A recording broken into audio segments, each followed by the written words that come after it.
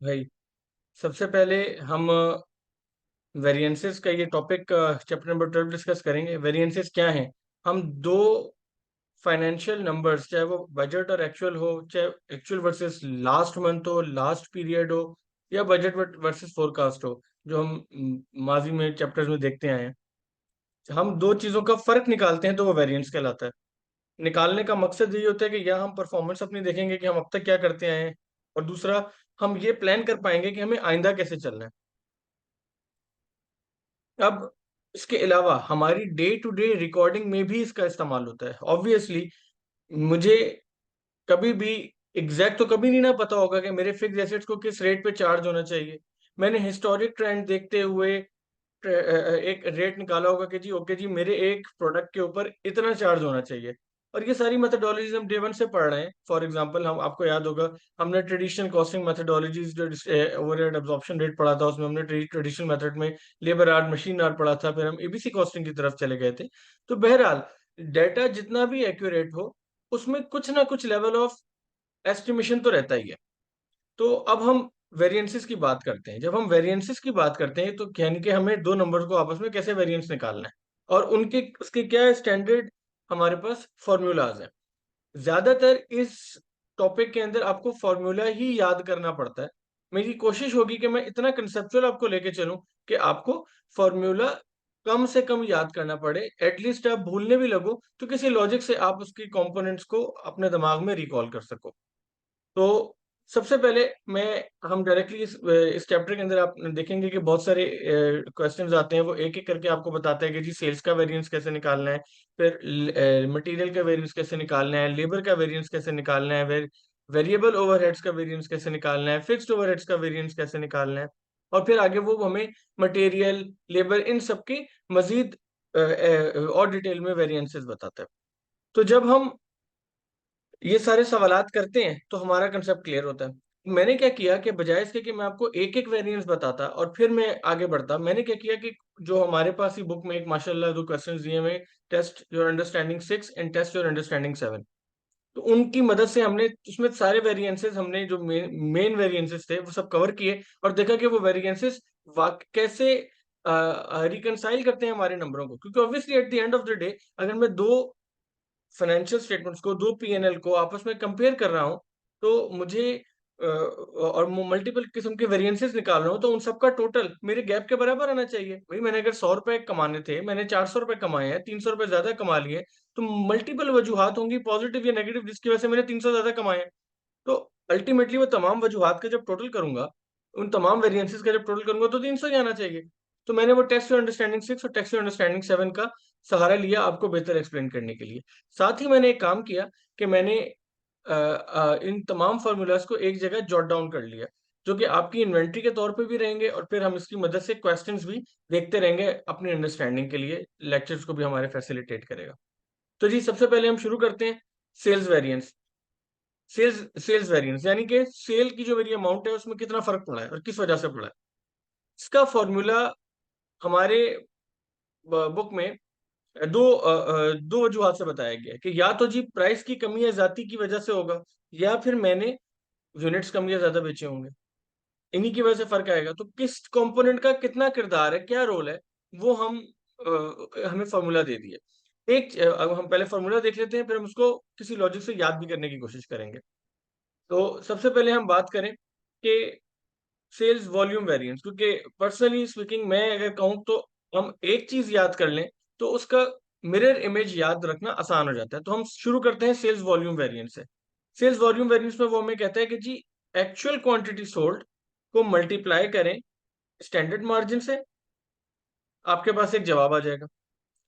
और budgeted quantity sold को multiply करें आप स्टैंडर्ड मार्जिन से, तो आपके पास एक जवाब आ जाएगा। उसका जो आपस का गैप होगा वो मेरा कहलाएगा सेल्स वॉल्यूम वेरिएंस। अच्छा, अब हम कैसे याद रखें हमेशा? तो देखिए जी, मेरे पास दो ही चीजें होंगी ना, या एक्चुअल प्राइस होगी या एक्चुअल क्वांटिटी होगी, या बजटेड प्राइस होगी या बजटेड क्वांटिटी होगी। जब भी मैं वॉल्यूम का गैप निकाल रहा हूँ तो इसका मतलब है मैं बजटेड माइनस एक्चुअल वॉल्यूम लूंगा। ये तो कंफर्म हो गया, लॉजिकल है। सवाल ये पैदा होता है कि ये तो लॉजिकल था कि बजटेड माइनस एक्चुअल वॉल्यूम मैंने ले लिया, लेकिन मल्टीप्लाई किससे करूंगा? एक्चुअल से, के रेट की प्राइस से, या बजट की प्राइस से? तो जब भी हम वॉल्यूम की बात करेंगे तो हमारा रेट हमेशा स्टैंडर्ड या बजट, एक ही चीज होती है, होगा। कभी हम एक्चुअल का नहीं लेते। ये एक कंसेप्ट है, ये आप अपने दिमाग में बिठा लें। इससे आपके लिए आगे के फॉर्मूलाज भी याद रखना आसान हो जाएंगे। अच्छा, एक छोटी सी चीज है, क्योंकि मैंने भी आपको नहीं बताई, यहाँ पे मैंने कहीं भी एक्चुअल प्राइस, स्टैंडर्ड प्राइस नहीं लिखा, स्टैंडर्ड मार्जिन का लफ्ज इस्तेमाल हुआ है। ये क्या है, क्यों है, ये अभी हमें 5 मिनट में पढ़ लेना है। तो हम भी बस ये देखते हैं कि हमें फॉर्मूला याद कैसे करना है। तो जी, सेल्स वॉल्यूम वेरिएंस था, हमने कहा जी वॉल्यूम, इसका मतलब वॉल्यूम का गैप निकालना है, यानी कि बजटेड माइनस एक्चुअल वॉल्यूम होगा। और उसको मल्टीप्लाई किससे करेंगे, स्टैंडर्ड वाले रेट से, बजटेड वाले रेट से नहीं। ये हमें याद हो गया। अब जब ये हमें याद हो गया और हमें ये कोई कहे कि जी अब आपने हमें वॉल्यूम तो बता दिया, अब हमें प्राइस वेरिएंस भी बता दें, तो प्राइस वेरिएंस क्या होगा, एक्चुअल और बजटेड प्राइस का आपस का गैप। उसको भी तो मल्टीप्लाई करना पड़ेगा ना इम्पैक्ट निकालने के लिए वॉल्यूम से। वहां फिर हम स्टैंडर्ड वॉल्यूम नहीं लेंगे, नहीं लेंगे, वहां हम एक्चुअल लेंगे। तो इसलिए मैं हमेशा सेल्स वॉल्यूम याद रखता हूँ। तो मुझे इसकी मदद से तमाम फार्मूला याद रखना थोड़े आसान हो जाते हैं। खैर, ये हमने 2 फार्मूला पढ़े, याद हो गए तो अच्छी बात है, समझ आ गए तो अच्छी बात है, नहीं समझ आए तो कोई इश्यू नहीं, सवाल है ही इसलिए कि आगे हम समझ सकें। बिल्कुल इसी तरीके से हमारे पास मटेरियल वेरिएंसेस भी हैं। इसमें भी मटेरियल प्राइस वेरिएंस है, मटेरियल यूजेज वेरिएंस है। अच्छा, जब हम मटेरियल प्राइस वेरिएंस और मटेरियल यूजेज वेरिएंस की बात करते हैं, तो यहाँ पर प्राइस वेरिएंस तो बिल्कुल वैसा ही है कि हमने दो प्राइस का गैप लिया, बजटेड प्राइस और एक्चुअल प्राइस, जो भी हमारी मटेरियल की थी, और उसको मल्टीप्लाई किया एक्चुअल की क्वांटिटी से। ये तो आसान था। लेकिन जब हम मटेरियल यूजेज वेरिएंस निकालते हैं, तो वहां पर हम अब बजट अपनी एक्चुअल क्वांटिटी और बजटेड क्वांटिटी को आपस में कंपेयर नहीं करते। हम बजटेड अपनी एक्चुअल क्वांटिटी को स्टैंडर्ड क्वांटिटी से कंपेयर करते हैं। यही वजह है कि यहाँ पर देखें, मैंने सेल को ग्रीन भी कर दिया। तो इस शीट में जहां मैंने ग्रीन सेल यूज किए हैं, वहां मैं स्टैंडर्ड क्वांटिटी की बात कर रहा हूँ, बजटेड क्वांटिटी की बात नहीं कर रहा। चाहे वो लेबर हो, चाहे मटेरियल हो, चाहे कोई भी चीज हो। तो अब जी हम ये भी देख लेते हैं फर्क क्या है स्टैंडर्ड क्वांटिटी और बजटेड क्वांटिटी में। बजटेड क्वांटिटी क्या है, मैंने ये कहा कि मैं 400 यूनिट बनाऊंगा और हर यूनिट में 5 किलो सामान लगेगा, 5 kg मटेरियल यूज होगा। तो 4 5 20, यानी कि मुझे 2000 kg का मटेरियल चाहिए। ये मेरा बजटेड था। एक्चुअल, अब जब मैंने एक्चुअल में 400 यूनिट्स बनाए नहीं, मैंने एक्चुअल में बनाए 500 यूनिट्स। तो अगर मैं 500 यूनिट्स के हिसाब से अपना बजट बनाता, तो फिर कितने केजी का मेरा बजट होता, 2500। 500 kg multiply by 5 per unit की अभी बात हुई है, 2500 हो गया। मैं यहाँ ऊपर लिख भी देता हूँ फिर, चूंकि ये स्केच मेन फॉर्मूला है, यहाँ पे डिलीट भी कर दूंगा। मैंने आपको कहा कि 400 यूनिट्स मैंने बनाने हैं, ये मेरा बजट है, और हर यूनिट में 5 kg यूज होता है। तो इसका मतलब है मुझे टोटल 2000 kg चाहिए। ये तो मेरा बजट है ना। एक्चुअल में फॉर एनी रीजन मैंने 500 kgs बनाए। तो अगर स्टैंडर्ड तो 5 kg पर यूनिट का है ना, तो ये मेरे 2200 का मेरा इस्तेमाल हुआ। तो जब मैं स्टैंडर्ड की बात करूंगा, तो मेरा स्टैंडर्ड क्वांटिटी 2500 आएगी। मेरी बजटेड क्वांटिटी 2000 थी। तो यहां पर आप देखें, मैं मटेरियल यूजेज में स्टैंडर्ड क्वांटिटी की बात कर रहा हूँ, बजटेड क्वांटिटी की बात नहीं कर रहा। अब आप यहाँ कंफ्यूज होंगे कि फिर एक्चुअल, यहाँ तो आपने एक्चुअल का यूनिट्स लिए थे, तो उसमें और फिर एक्चुअल तो एक ही हो जाएगा। तो ऐसा नहीं है, एन मुमकिन है। मेरे लेबर ने इनएफिशिएंटली काम किया, उसने 5 के बजाय 5.5 kg का मटेरियल यूज किया एट एवरेज, यूनिट्स तो 500 ही बने। तो एक्चुअल तो मेरा और ज्यादा आ रहा है ना, 2750।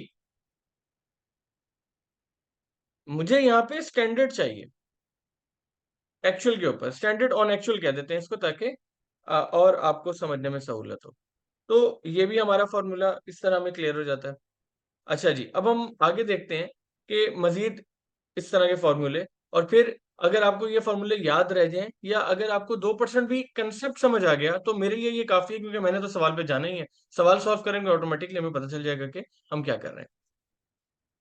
अच्छा, उसके बाद हमारे पास लेबर वेरिएंस भी है। लेबर वेरिएंस भी बिल्कुल मटेरियल वेरिएंस की तरह ही कैलकुलेट होता है, उसका भी ऐसे ही फॉर्मूला है।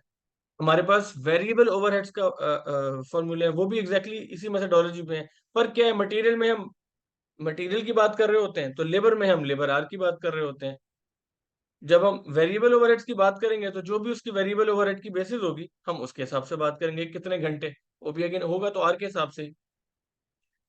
अच्छा, उसके बाद आ जाता है फिक्स्ड ओवरहेड्स। अब फिक्स्ड ओवरहेड्स में तीन किस्म का वेरिएंस होता है। सबसे पहले तो ये कि मैंने प्लान किया था कि जी 2,000 रुपये लगेंगे, लग गए 2,200 रुपये। तो ये जो 200 रुपये का वेरिएंस है, ये मेरा फिक्स्ड ओवरहेड वेरिएंस कहलाएगा। एक तरीके से ये मेरा टोटल वेरिएंस हो गया ना ओवरहेड्स का, तो इसको हम कहते हैं फिक्स्ड ओवरहेड वेरिएंस। लेकिन इसके अलावा दो और फॉर्मूले हैं, एक है कैपेसिटी वेरिएंस और एक है इफिशिएंसी वेरिएंस।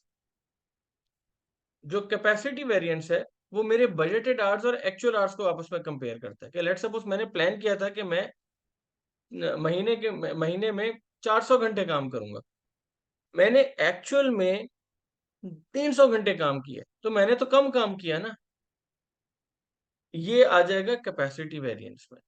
लेकिन जब मैं इफिशिएंसी वेरिएंस की बात करूंगा, तो वहां मैं कहूंगा ओके, मैंने 400 घंटे काम करने का प्लान किया था, मैंने तो 300 घंटे काम किया, ओके। लेकिन अगर मैंने आउटपुट अपना बढ़ाया या कम किया है, अब हम घंटे की बात कर रहे थे ना, आउटपुट के हिसाब से मेरे कितने घंटे लगाता यही प्रोडक्शन अगर मैंने बजट में रखी होती, जो मैंने एक्चुअल में की है, जैसे कि अभी हम ऊपर स्टैंडर्ड आवर्स पढ़ चुके हैं, स्टैंडर्ड वेरिएंस, स्टैंडर्ड क्वांटिटी पढ़ चुके हैं, बिल्कुल उसी तरीके से अगर मैं आज जो मैंने क्वांटिटी बनाई है उस पे ही स्टैंडर्ड रेट लगाता, तो मेरे कितने घंटे लगते, वो आ जाता है एफिशिएंसी वेरिएंस। अब इन तमाम वेरिएंसेस की को याद रखने की मेथोडोलॉजी भी मैंने आपको बता दी, और मैंने इन तमाम फॉर्मूलों का ओवरव्यू भी आपको दे दिया। लेकिन हमें इतना हाई लेवल हमने बर्ड आई व्यू बात की है कि इतनी अंडरस्टैंडिंग से हम सवाल नहीं सॉल्व कर सकते। तो हमें सवाल की तरफ जाना पड़ेगा और हम एक सवाल मिलकर सॉल्व करेंगे। तो आ जाते हैं जी हम टेस्ट योर अंडरस्टैंडिंग 6 पे, जिसमें ये शुरू के सारे फॉर्मूलाज कवर हो जाते हैं।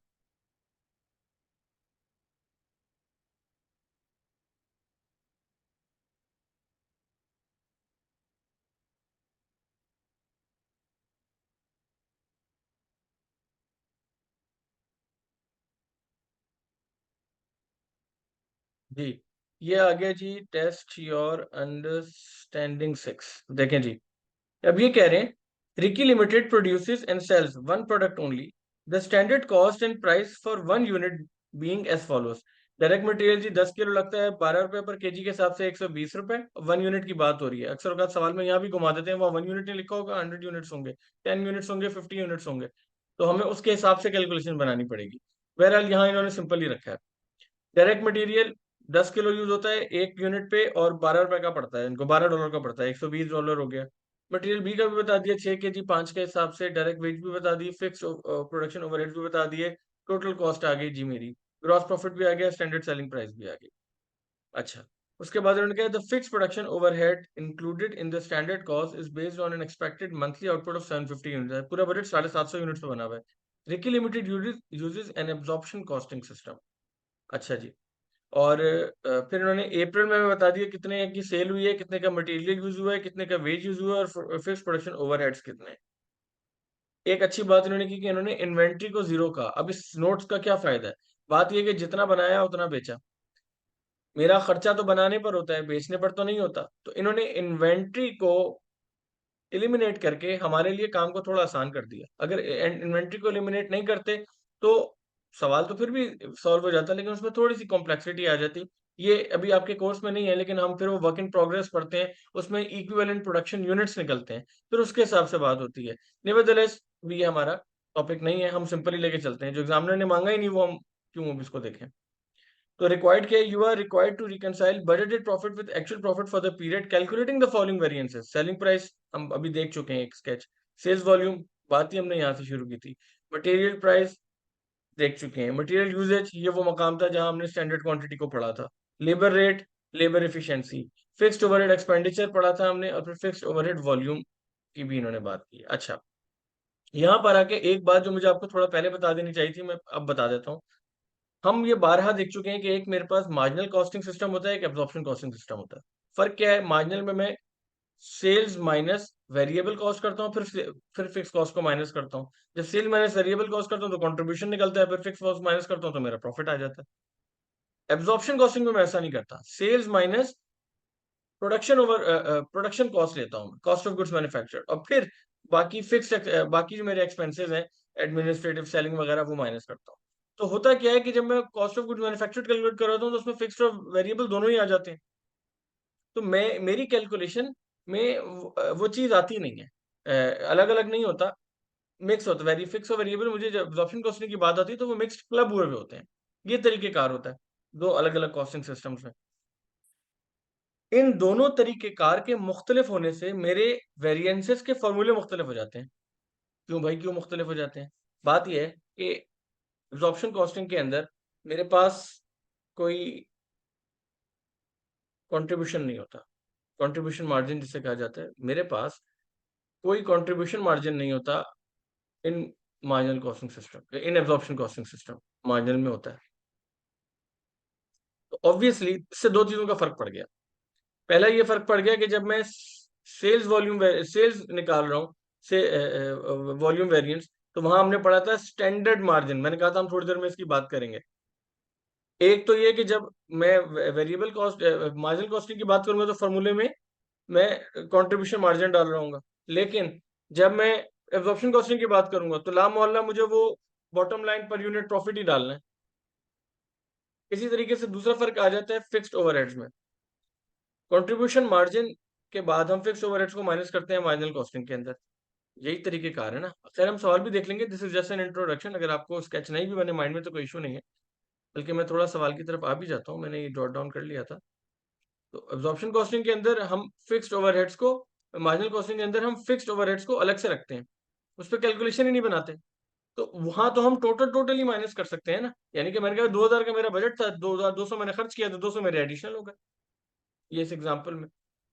तो अब लेकिन एब्जॉर्प्शन में ऐसा नहीं है। एब्जॉर्प्शन में मुझे उसके रेशियोज को भी इनकॉर्पोरेट करना पड़ेगा, क्योंकि मेरी फिक्स कॉस्ट पे तो मैं सारे काम कर रहा हूँ, वो तो मेरी टोटल कॉस्ट का पार्ट बनी हुई है।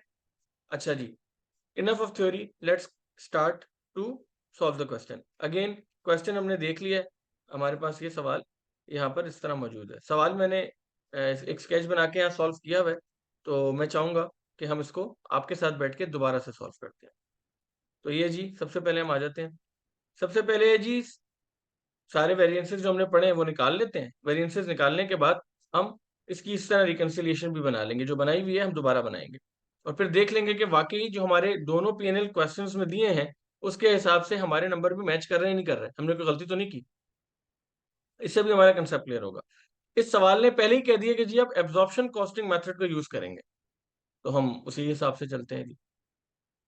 जी, तो ये सबसे पहले आ जाएं। सबसे पहले इन्होंने बोला कि हम निकालते हैं जी sales price variance. Sales price variance क्या कहता है जी? Actual quantity into actual price. अब एक्चुअल क्वांटिटी मेरी कितनी है? बजटेड तो मेरी 750 की क्वांटिटी है, एक्चुअल मेरी ये देखें 700 की क्वांटिटी है, तो यहाँ पे मैंने इसलिए यहाँ पे 700 लिखा हुआ है, इनटू एक्चुअल प्राइस। अब ये एक्चुअल प्राइस कहाँ से आएगी भाई? एक्चुअल प्राइस इन्होंने मुझे दी हुई है 320, sales at the rate 700 units at the rate 720। तो ये जो 720 रुपए की मेरी प्राइस है, ये मैंने 320 रुपए की, ये मैंने एक्चुअल प्राइस ले ली। अब अगेन अगर मैं इस फॉर्मूले को 1 मिनट के लिए भूल भी जाऊं तो हमने क्या पढ़ा था? फॉर्मूला याद करना मुश्किल है ना, वक्त भी कम है, कैसे करें? प्राइस वेरिएंस निकाल रहे हैं, तो इसका मतलब है एक तरफ तो मेरी अगर स्टैंडर्ड प्राइस है तो दूसरी तरफ एक्चुअल प्राइस होगी, तो 320 की बजाय मैं अपनी स्टैंडर्ड प्राइस ले लूं।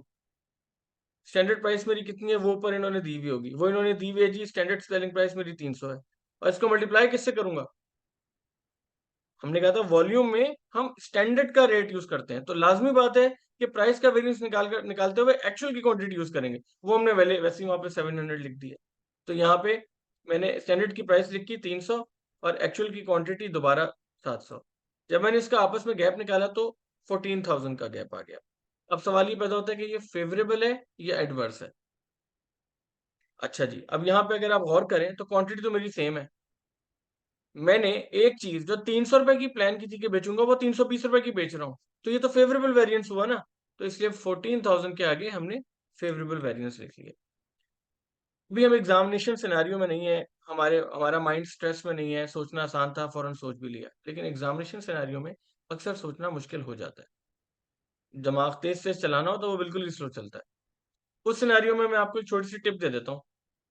अगर आप रेवेन्यू का कोई नंबर पे वेरिएंस निकाल रहे हैं, तो हमेशा एक्चुअल माइनस बजट करेंगे तो फेवरेबल आएगा। अगर आप कभी भी, मैं यहाँ लिख भी देता हूँ ये फॉर्मूला स्केच में ताकि आपको सहूलत हो, अगर आप रेवेन्यू का वेरिएंस निकाल रहे हैं तो हमेशा याद रखें एक्चुअल माइनस बजट करेंगे, और पॉजिटिव नंबर होगा तो वो फेवरेबल होगा। अब इसका मिरर इमेज देख लें तो एडवर्स होगा। और अगर आप एक्सपेंसेस के वेरिएंस निकाल रहे हैं और तो आपको बजट माइनस एक्चुअल करना पड़ेगा तो फेवरेबल होगा। अगर आपको ये भी याद रखना मुश्किल है तो आप इसी को नीचे कॉपी कर लें, बस इसको अनफेवरेबल कर दें, एक ही बात है।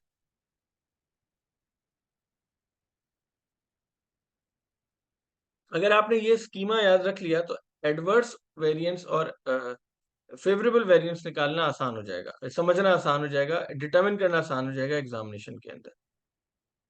अच्छा जी, तो इधर भी यही देखें, हमने एक्चुअल माइनस बजट किया हुआ है, एक्चुअल माइनस बजट किया हुआ है, रेवेन्यू है, तो फेवरेबल है वेरिएंस। अच्छा जी, अगला देखते हैं वॉल्यूम वेरिएंस। वॉल्यूम वेरिएंस में अगेन अगर हम इसको अभी ना देखें अपने सवाल को,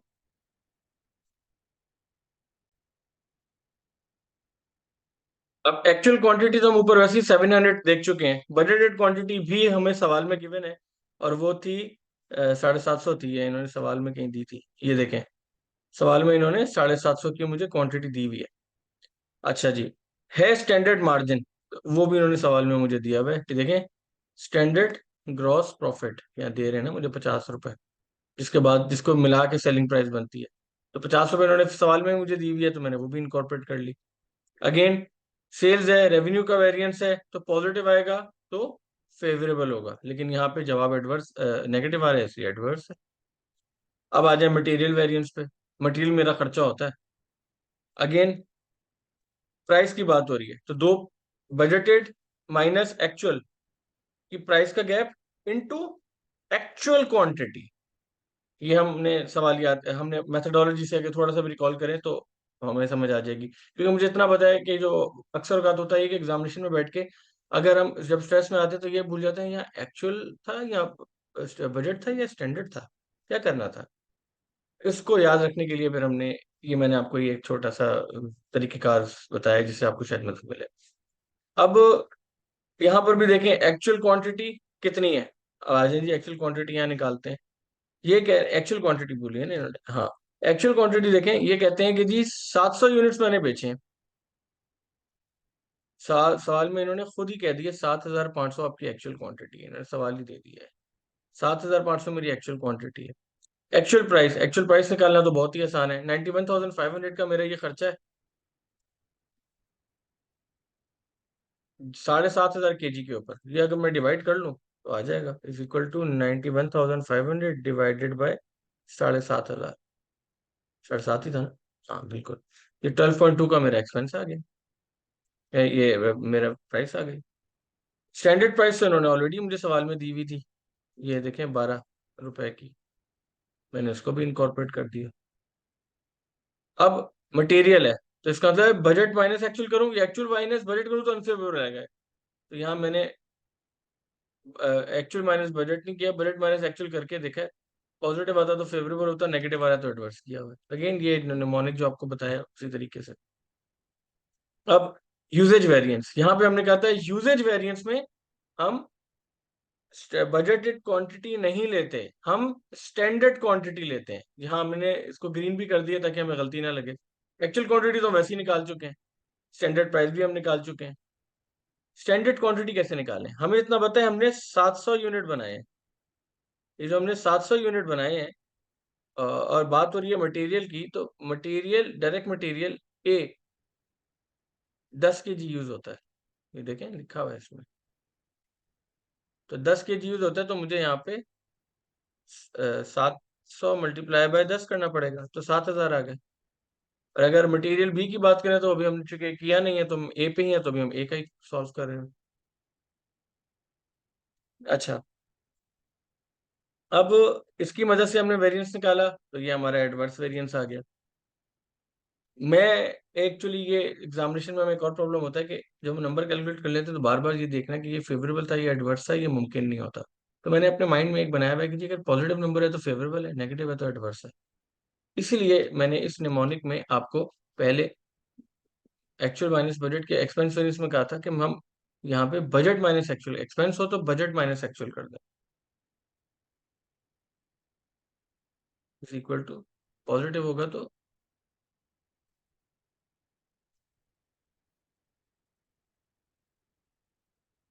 सॉरी, ये जरा, पॉजिटिव होगा तो फेवरेबल, ताकि जब हम एक मतलब सिंबल बना लेते हैं तो आगे की कैलकुलेशन आसान हो जाती है। इसी तरीके से हमने लेबर वेरिएंस भी निकाला, वहां भी हमें एक्चुअल आवर्स चाहिए। जो एक्चुअल आवर्स इन्होंने हमें यहाँ दिए हुए 3400, देखेंगे डायरेक्ट वेज 3400 आवर्स, यहाँ हमने भी 3400 आवर्स लिख लिया फिर। अच्छा जी, इसका रेट कैसे निकालें, बड़ा आसान था जी। इन्होंने कहा है कि जी आप ये देखें, 27,880 का आपका खर्चा है, इज इक्वल टू 27,880 डिवाइड कर दिया इसको 3400 से, 8.2 का मेरा रेट आ गया।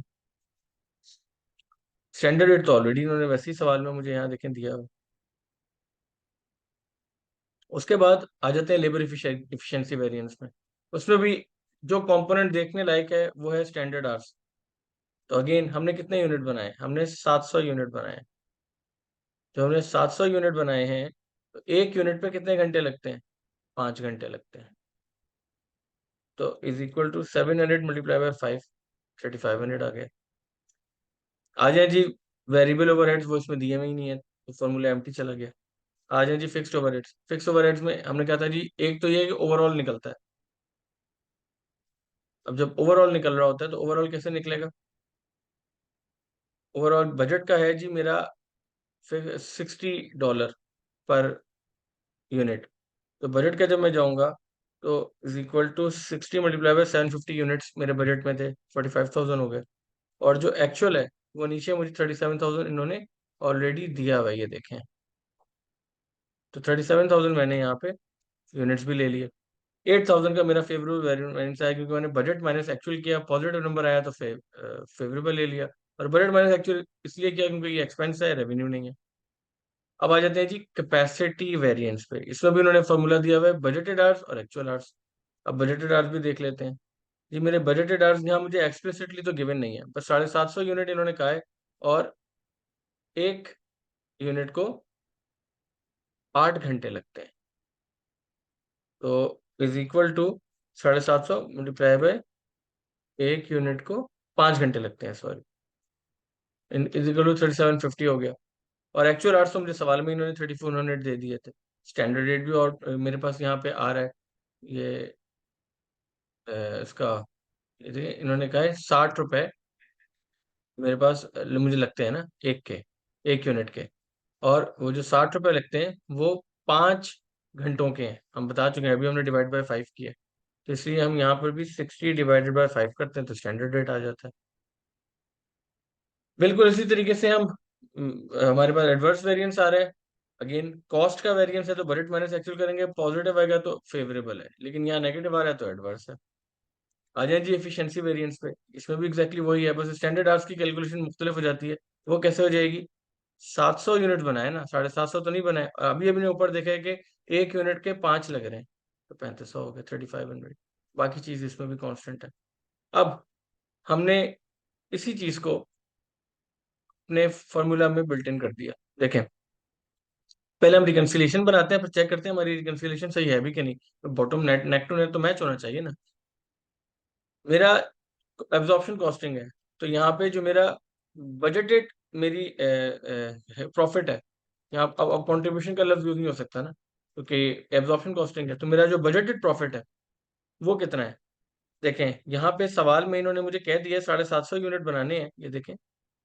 और कितने के हिसाब से बनाने हैं, ये 50 रुपए का मेरा स्टैंडर्ड ग्रॉस प्रॉफिट आ रहा है। तो बड़ा आसान है जी, 750 multiply by 50 is equal to 37,500।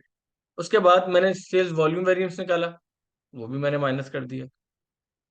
जब मैंने उसके बाद यहाँ कंट्रीब्यूशन में लिखूंगा नहीं, क्योंकि इसमें कंट्रीब्यूशन होता नहीं है। सेलिंग प्राइस वेरिएंस निकाला, जो 14,000 आया, मैंने वो भी माइनस कर दिया। वो फेवरेबल है तो ऐड कर दिया, तो मैं 49,000 पे आ गया।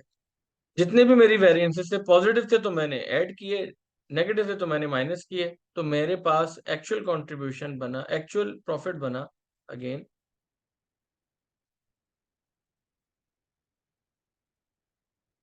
47,320। अब क्या ये सही है कि नहीं? तो बड़ा आसान है जी, हमें जो क्वेश्चन दिया हुआ है यहाँ पे, तो क्वेश्चन में वो क्या कहता है कि जी आपको 50 रुपए, ये बजट तो हमने देख लिया कि अल्टीमेटली हमने इधर ही पहुंचना है। एक्चुअल में हम देख लेते हैं, एक्चुअल में ये हमें खुद कह रहे हैं 47,320 मेरा ग्रॉस प्रॉफिट होना चाहिए एक्चुअल का। तो देखिए मैंने रिकनसाइल कर लिया, मुझे मालूम है कि मैं बजट से एक्चुअल के दरमियान जो मैंने अच्छी परफॉर्मेंस दिखाई है, उसमें क्या क्या वजूहात हैं।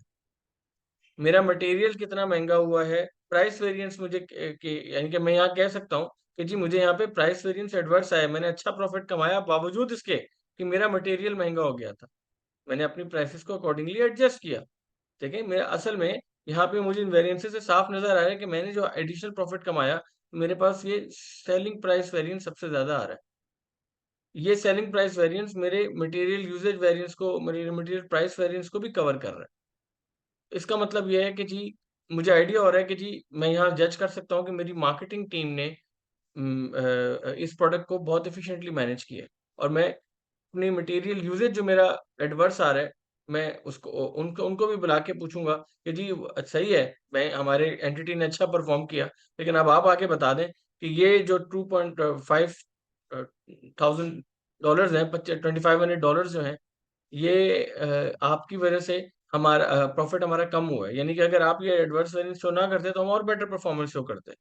प्राइस वेरिएंस में मुमकिन है कि ये हमारे कंट्रोल में ना हो, लेकिन अगेन मैं डिस्कस करूंगा तो मुझे पता चलेगा कि ये प्राइस क्यों बढ़ गई। क्या मार्केट में हमारे पास मटेरियल शॉर्ट हो गया था, या इंटरनेशनली प्राइसेस जंप हुई हैं, या हमारे कंपटीटर की जो जो जो कोई और प्रोडक्ट है, हमारे कंपटीटर ने उसकी डिमांड बढ़ गई है, या एक्चुअल में हुआ क्या है, ये मार्केट में स्कार्स हो गई है ये रिसोर्स, या मेरी इनएफिशिएंसी, हमने बल्क डिस्काउंट्स वगैरह अवेल नहीं किए जो पहले किया करते थे।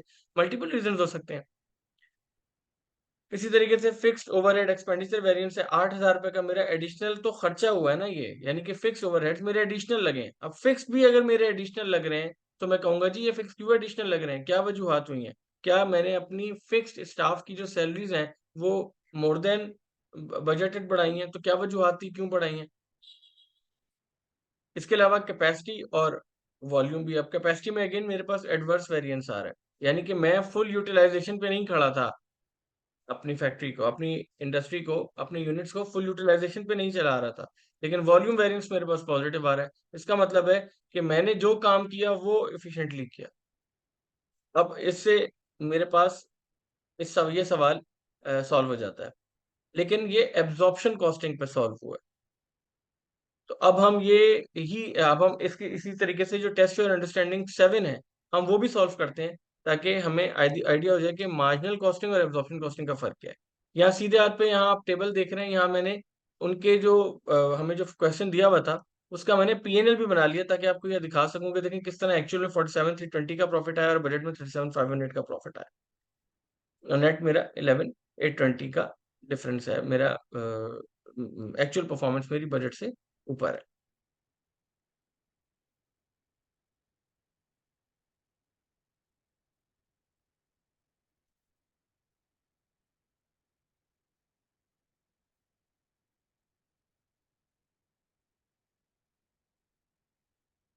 अच्छा जी, अब हम देखते हैं टेस्ट योर अंडरस्टैंडिंग 7।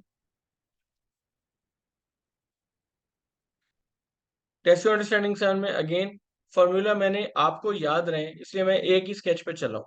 ऑल दो अभी इसके अंदर कुछ फार्मूलाज ऐड होंगे, ऑब्वियसली अभी हम मटेरियल के आइडल वेरिएंस पढ़ेंगे, लेबर के कुछ वेरिएंसेस पढ़ेंगे, और भी चीजें हैं। तो ऑब्वियसली ये शीट तो मजीद एक्सपेंड होगी, लेकिन मैंने कोशिश की है शीट को इसी तरह रखूं ताकि आपको एक ही चीज ना ज्यादा देख कर वैसे भी इंसान की वो पिक्चर मेमोरी में आ जाती है, तो याद रखना जरा आसान हो जाता है। चले जी, अब हम टेस्ट और अंडरस्टैंडिंग 7 पे आ जाते हैं, जिसने कुछ इसी किस्म का सिनारियो दिया, बस वहां मार्जिनल कॉस्टिंग का मॉडल यूज हो रहा है।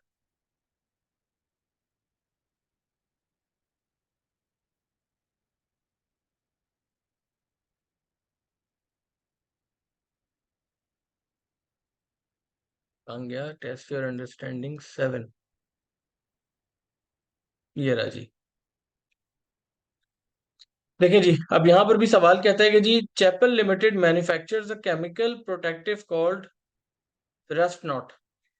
The following standard cost apply for the production of 100 cylinders. अब देखिए, मैंने उस वक्त आपको कहा था कि जरूरी नहीं कि वो हमेशा आपको बेंचमार्किंग एक की दे, वो हो सकता है 100 पे दे, मे बी पॉसिबल कि 100 का एक कार्टून होता हो, 100 का एक सेट होता हो। लेकिन हमें फिर ये इस बात का ख्याल रखना होगा कि हम 100 सेट के हिसाब से ही चल रहे हैं, ताकि वरना हमारी कॉस्टिंग गलत हो जाएगी। जवाब आना होगा 10 रुपए, जवाब आ रहा होगा 1,000 रुपए या 1 रुपए, तो वो हमें ख्याल रखना पड़ता है इस चीज का। तो मटेरियल इन्होंने हमें बता दिया, 500 kg 100 पे इस्तेमाल होता है, 0.8 पर केजी के हिसाब से। लेबर बता दिया 20 घंटे लगते हैं 100 यूनिट पे, 1.5 रुपए पर आवर के हिसाब से। फिक्स ओवरहेड भी बता दिया कि 20 ही घंटे लगते हैं, लेबर काम करिए तो सेम ही होने चाहिए वैसे। और 1 रुपए पर आवर के हिसाब से। द मंथली प्रोडक्शन हमने 10,000 सिलेंडर्स की प्लान की थी, सेलिंग प्राइस 6 रुपए की रखी थी, लेकिन नवंबर में हमने 10,600 बनाए, सेल्स हमारी 63 की हुई, मटेरियल हमने 53,200 यूज किया, लेबर हमारा 2,040 घंटे काम हुए, फिक्स ओवरहेड्स हमारे 2,200 रुपए के खर्च हुए।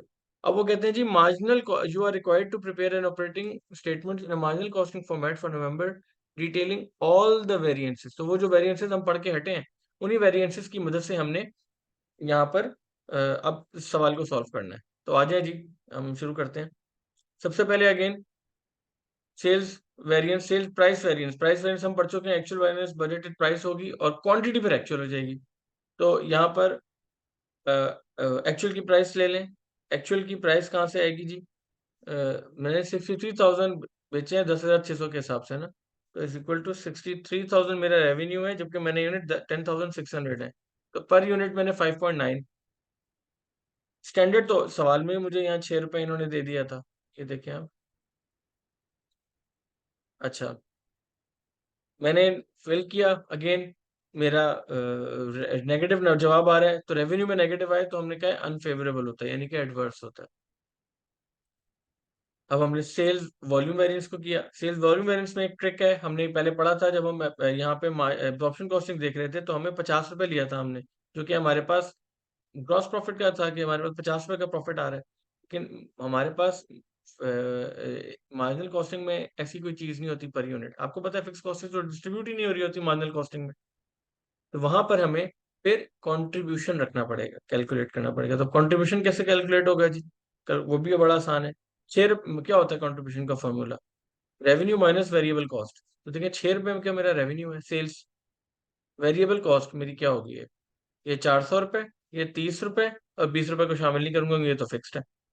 लेकिन ये है 100 यूनिट्स की, यानी कि 430 रुपए 100 यूनिट्स की, तो एक यूनिट की कितनी हुई? 4.3।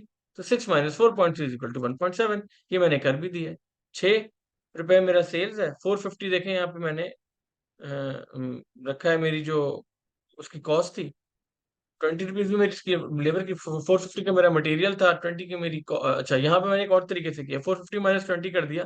उसकी वजह ही कि मैं चाहता, मैंने इसको 450 यहाँ इन्होंने दिया हुआ था, तो मैंने उसमें से फिक्स कॉस्ट निकाल ली, तो भी मैं 430 पे ही पहुंचा, एक ही चीज है। और अपॉन 100 कर दिया, क्योंकि मैं तो पर यूनिट चल रहा हूँ ना। 6 रुपए जो मुझे दी गई है कॉस्ट, $6, वो तो पर यूनिट दी गई है, वो 100 यूनिट की तो नहीं दी गई। तो मुझे एप्पल टू एप्पल कंपेरिजन करना पड़ेगा ना, लाइक टू लाइक, वरना जवाब ही सही नहीं आएगा। इसलिए मैंने इसको डिवाइड बाय 100 कर दिया, तो मेरे पास 1.7 का जवाब आ गया। तो मेरा स्टैंडर्ड मार्जिन 1.7 हो गया। इससे मैंने सेल्स वॉल्यूम भी कैलकुलेट कर लिया। बाकी material variances, material usage variances सब बिल्कुल उसी तरीके से कैलकुलेट हुए। बस एक फर्क रह गया, और वो फर्क ये रह गया कि मेरे पास जो आपके वो वेरिएंसेस हैं, ये कैपेसिटी वेरिएंस और एफिशिएंसी वेरिएंस, ये यहाँ पर कैलकुलेट करने की जरूरत नहीं रही, क्योंकि मेरे पास तो इसकी कैलकुलेशन ही नहीं है ना।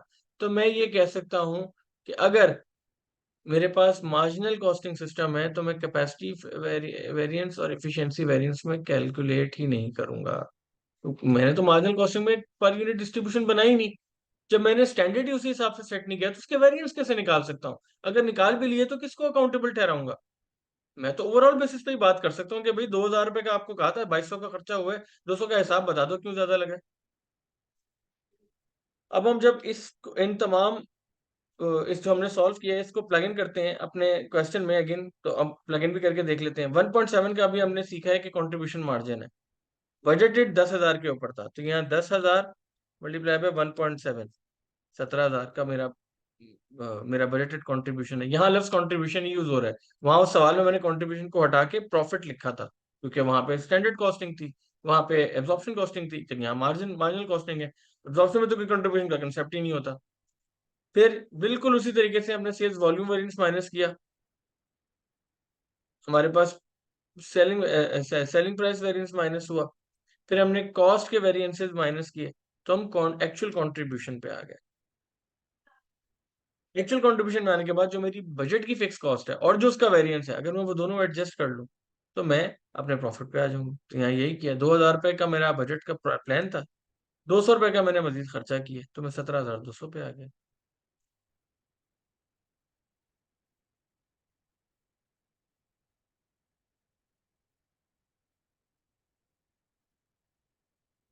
सॉरी।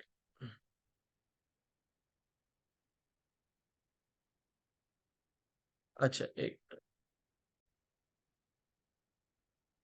ये 2,000 मैंने माइनस किया, 200 का मेरा ऑलरेडी एडवर्स वेरिएंस है, तो मैं 15,200 पे आ गया।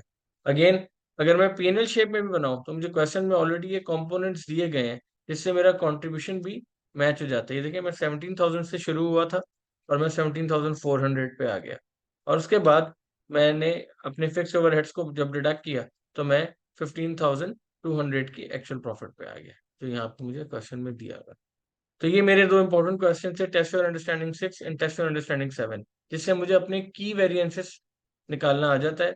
अब मैं नेक्स्ट पार्ट में इंशाल्लाह ताला आपको और जो आगे इसके फॉर्मूलाज और कंसेप्ट्स हैं इसी चैप्टर के, मैं वो दूँ। Thank you.